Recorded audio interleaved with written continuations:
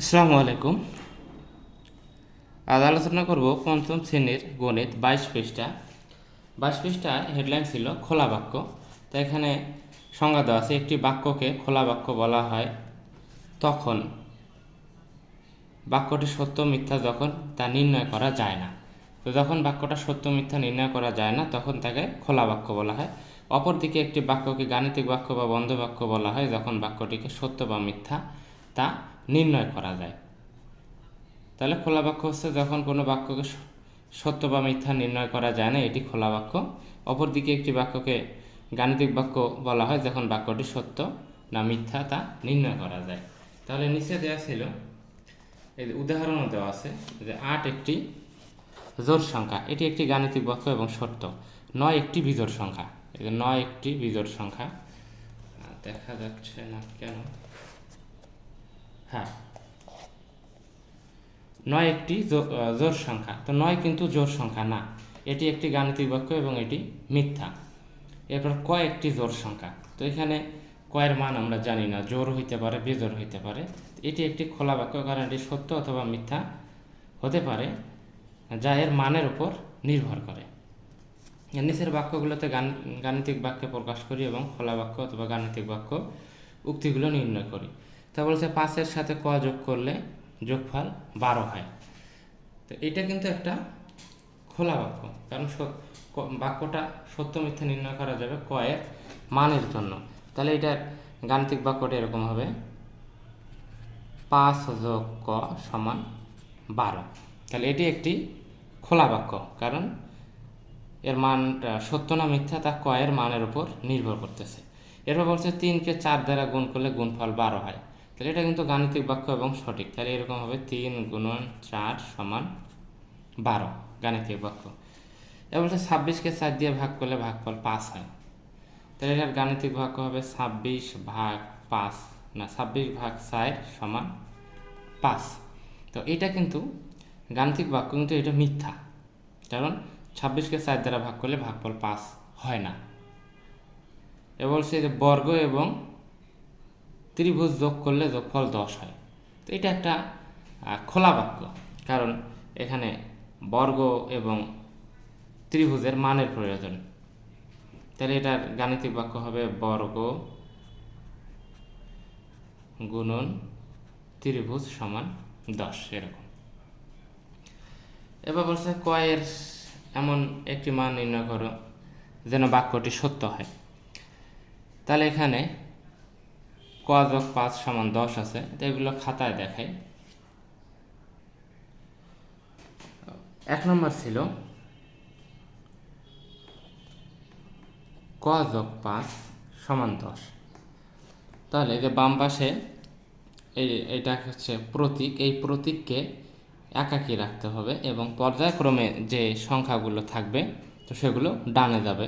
যোগকে যদি ডানে নিয়ে যাই তাহলে যোগ হবে বিয়োগ, আর বিয়োগকে যদি ডানে নিয়ে যাই তাহলে বিয়োগ হবে তখন যোগ। গুণকে ডানে নিয়ে গেলে হবে ভাগ, আর ভাগকে ডানে নিয়ে গেলে হবে গুণ। এটাগুলোকে পক্ষান্তর বলে আর কি। এরপরে ২ নম্বর ছিল ৪৮ বিয়োগ ক সমান ২৩। তাহলে দেখেন যে অক্ষর প্রতীকটার মান কিন্তু আছে বিয়োগ, তো একে যোগে আনতে হবে। তাহলে ৪৮, এই ২৩কে বামে আনলাম, বিয়োগ ২৩ সমান ক। এখানে ক এর চিহ্ন ছিল বিয়োগ, এখানে হয়ে গেল যোগ, কারণ এই অক্ষর প্রতীকের মান ধনাত্মকে আনতে হবে। তো এটা যদি এখন বিয়োগ করি ২৫ হয়, ২৫ সমান ক বা ক সমান ২৫। এরপরে ৩ নম্বর ছিল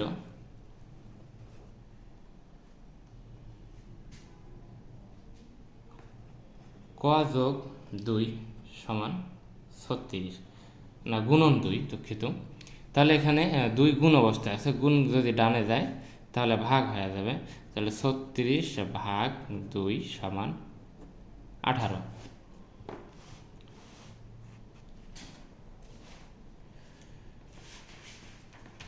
৪ নম্বর ছিল ৭২ ভাগ ক সমান ৬। তাহলে ৭২ ভাগ ক সমান ৬। তাহলে এখানে ক এবং 72-এর সম্পর্ক আছে ভাগ, তাহলে ভাগ,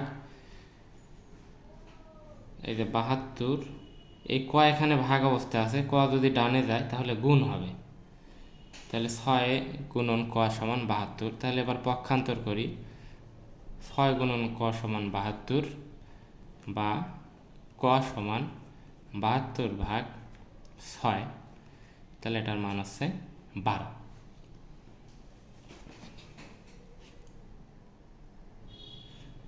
এরপর ছিল নিচের খোলা বাক্যগুলোর অজানা মানগুলো বের করার জন্য বাক্যগুলো সত্য হয়।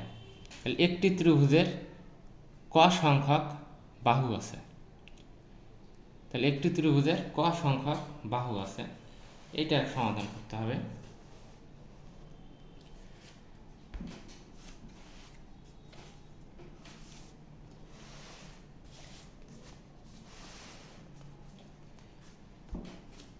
তাহলে এখানে 1 নাম্বার, ক গুণন 1, মানে একটি ত্রিভুজের ক সংখ্যক বাহু আছে, তাহলে একটা ত্রিভুজের আমরা বাহু জানি 3টা বা ক সমান 3। এরপর ছিল একটি বর্গের খ সংখ্যক কোণ আছে, তাহলে এই যে খ গুণন 1, মানে একটা বর্গ বুঝাইছে সমান, তাহলে একটা বর্গের কয়টা কোণ থাকে? 4টা কোণ থাকে, বা খ সমান 4। এরপর বলছিল ক টাকার দ্রব্য কিনে 100 টাকা দিয়ে 45 টাকা ফেরত নেওয়া হলো। 3 নাম্বার, ক টাকার দ্রব্য কিনেছে, তাহলে ক সমান 100 টাকা দিয়ে 45 টাকা ফেরত নিয়েছে, তাহলে ক এর মান পাইতেছি 55 টাকা। এরপর ছিল খ সংখ্যক বিস্কুট 15 জনের মাঝে ভাগ করে দিলে 4টি করে বিস্কুট পায়।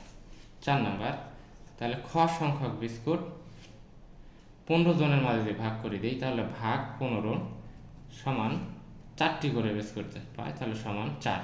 তাহলে এখন খ এর মান যদি বের করি, বা খ সমান 4 গুণন 15 সমান 4 15 হয় 60। এই ছিল 22 পৃষ্ঠার আলোচনা।